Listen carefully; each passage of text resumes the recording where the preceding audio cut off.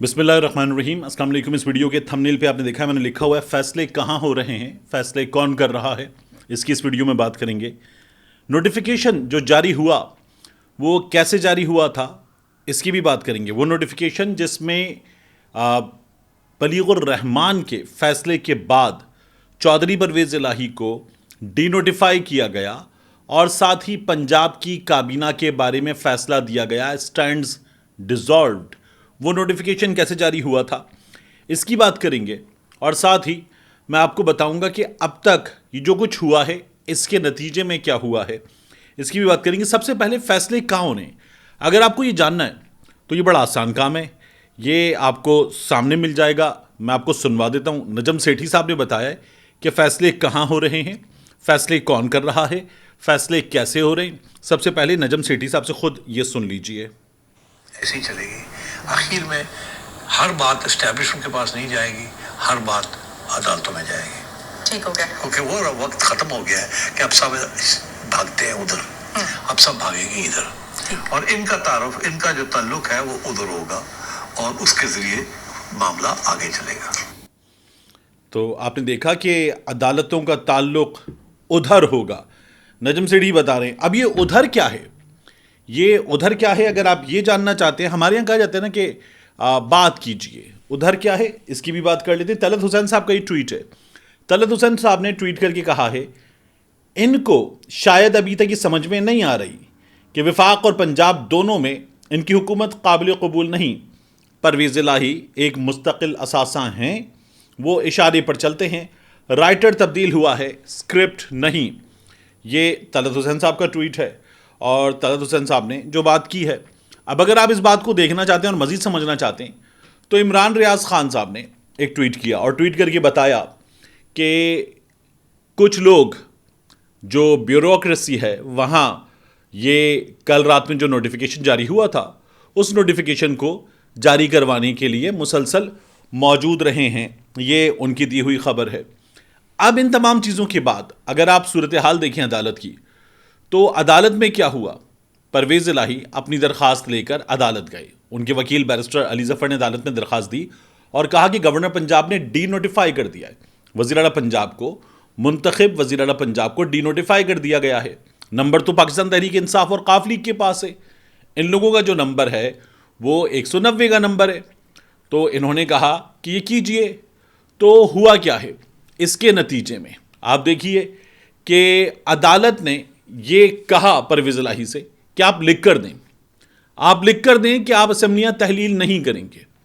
अदालत से असेंबलियों की तहलील के मामले पर सवाल नहीं हुआ था, अदालत से सवाल हुआ था कि गवर्नर पंजाब ने डी नोटिफाई कर दिया है वज़ीर आला को, और या फिर अदालत उससे पहले जो गवर्नर की जानिब से इजलास बुलाने का मामला था कि आप एतमाद का वोट लीजिए, उस पर बात होती।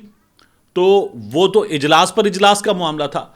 अदालत ने कह दिया कि लिख कर दीजिए कि आप असेंबलियां तहलील नहीं करेंगे।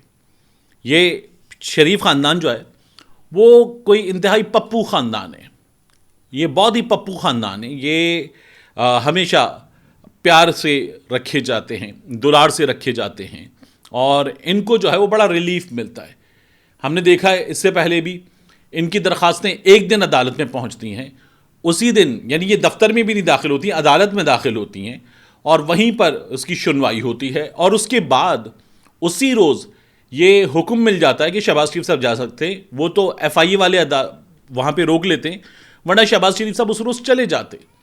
तो ये लोग जो हैं, अभी भी हमने देखा है कि जिस तरह से शरीफ ख़ानदान को मुसलसल रिलीफ मिल रहा है, और वो क्या शानदार प्रोटोकॉल में, वज़ीर आज़म के दामाद वज़ीर आज़म हाउस के प्रोटोकॉल में एक इश्तिहारी अदालत आया है, सरेंडर किया है, और वो इश्तिहारी वज़ीर आज़म हाउस के प्रोटोकॉल में घूम रहा है बग़ैर कोई पब्लिक ऑफिस होल्ड किए।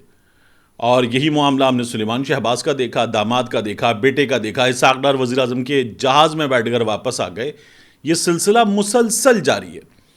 तो अब जो है इनको क्या कहा गया था, लिख कर दीजिए, मियाँ नवाज शरीफ की जान की गारंटी दीजिए, लिख कर दीजिए कि मियाँ नवाज शरीफ नहीं मरेंगे।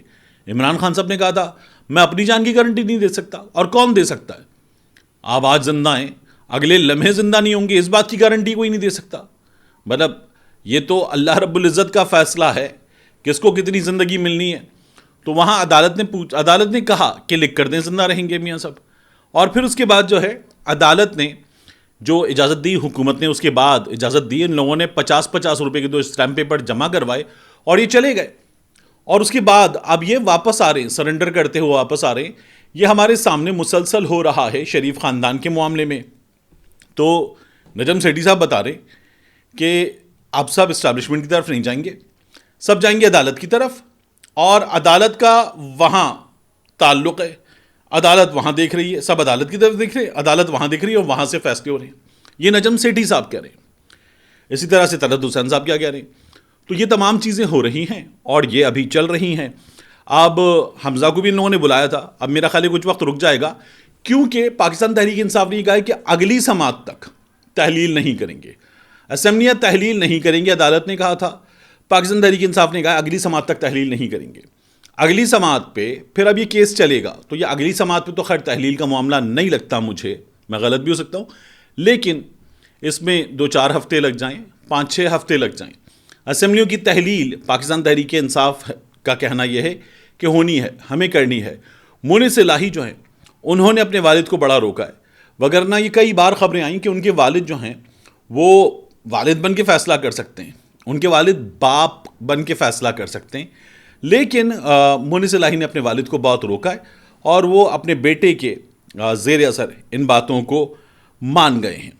تو ہوا کیا ہے, ہوا یہ ہے کہ آپ دیکھیے پورا جو سسٹم ہے وہ اس وقت ایک ٹیسٹر پہ لگا ہوا ہے. نون لیگ ایک ٹیسٹر پہ لگی ہوئی ہے. نون لیگ کہتی تھی اسمبلیاں توڑو, مریم, احسن اقبال, رانا ثناء اللہ, شہباز شریف, حمزہ شہباز, دیگر لوگ ان کی جماعت کے یہ کہتے تھے اسمبلیاں توڑو, خیبر پختونخوا کی, پنجاب کی, اور پھر ملک میں جنرل الیکشن ہوگا, کوئی بائی الیکشن نہیں ہوگا, کسی ایک اسمبلی کا الیکشن نہیں ہوگا, جنرل الیکشن ہوگا. لکھ کے دیتا ہوں, گارنٹی کرتا ہوں. نون لیگ کے علاوہ پاکستان پیپلز پارٹی ٹیسٹر پہ لگی ہوئی ہے. ان کے تمام بڑے بڑے قائدین یہ کہہ رہے تھے توڑو اسمبلیاں, ہمت کرو. اب اسمبلیاں توڑنے کی بات ہوئی تو اسمبلیاں بچائیں گے, یہ مینڈیٹ ہے, مینڈیٹ 5 سال کا ہے, اسمبلیاں توڑی نہیں جا سکتی, لکھ کر دے دیں. یہ پھر شروع ہو گیا. تو آپ دیکھیے کہ مسلسل ایک نہیں, ایک آدھ سیاسی جماعت نہیں, سب ٹیسٹر پہ لگے ہوئے ہیں, سب آہستہ آہستہ سامنے آ رہے ہیں.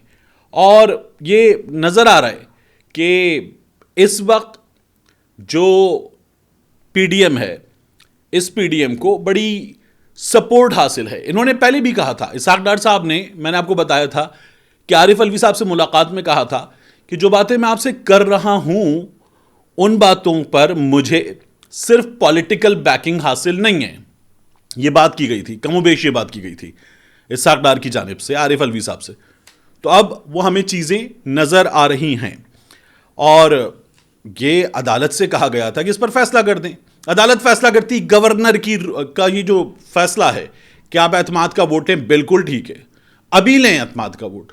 عدالت یہ فیصلہ کر دیتی, عدالت یہ فیصلہ کر دیتی کہ گورنر کا فیصلہ غلط ہے, رکھتے ہم سائڈ پہ نہیں ہو سکتا, اجلاس جاری, اجلاس پہ اجلاس نہیں ہو سکتا. عدالت کہہ رہی ہے ہمیں بیلنس کرنا ہے. بیلنس کیوں کرنا ہے؟ انصاف ہوتا ہے, اور انصاف کا ترازو جو ہے وہ سچائی کے حق میں, حق کے حق میں جھکتا ہے, وہ صحیح کے حق میں جھکتا ہے, غلط کے حق میں نہیں جھکتا. تو عدالت جس کو صحیح مانتی ہے, یہ بھی چھوڑ دیجئے کہ صحیح کیا ہے, عدالت جس کو صحیح مانتی ہے اس پر فیصلہ دے گی. عدالت بیلنس کیسے کرے گی؟ یہ عدالت کی جانب سے کہا گیا کہ ہم ایک بیلنس کرنا ہے.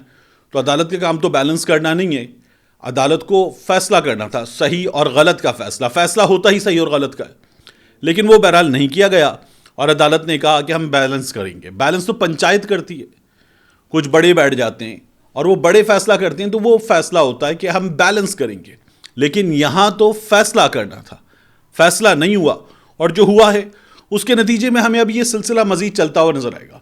ہوا کیا ہے؟ $6.1 بلین رہ گیا ہے. ہوا کیا ہے؟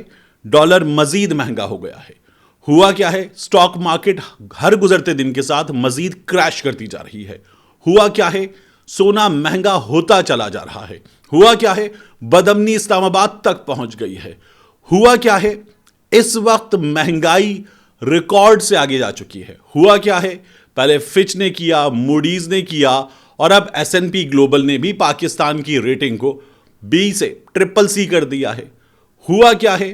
IMF کے ساتھ اسحاق ڈار کی آخری ملاقات اور اس ملاقات کا نتیجہ بے نتیجہ ملاقات یہ ہوا ہے اس وقت. اور یہ کون لوگ ہیں؟ یہ انتہائی تجربے کار لوگ ہیں. یہ کون لوگ ہیں جو کہتے ہیں ہم اس سے پہلے ملک چلا چکے ہیں؟ یہ کون لوگ ہیں جو کہتے ہیں بہترین چلا چکے ہیں؟ یہ کون لوگ ہیں جو 6 مہینے میں سب کچھ صحیح کرنے کا دعویٰ کر رہے تھے؟ یہ کون لوگ ہیں جو کہتے تھے 137 پہ پیٹرول کون خریدے گا؟ یہ کون لوگ ہیں؟ یہ وہ لوگ ہیں جو کہتے تھے ڈالر 170 کا مہنگا ترین ہے. یہ کون لوگ ہیں جو کہتے تھے ڈالر ابھی ہم نے کچھ کیا نہیں ہے تو 220 پہ آ گیا ہے؟ آپ دیکھیے گا اگلے 20 دن میں ڈالر 200 سے نیچے. اور اب اس وقت ان کا مذاق اڑاتے ہوئے بچہ کہہ رہا ہے کہ ملک میں انڈے کی قیمتیں، مرغی کی قیمتیں، ککڑی کی قیمتیں اس حد تک اس لیے چلی گئی ہیں کیونکہ عمران خان مرغیوں سے غلط معاہدے کر کے چلا گیا. ملتے ہیں انشاءاللہ آپ سے اگلی ویڈیو میں.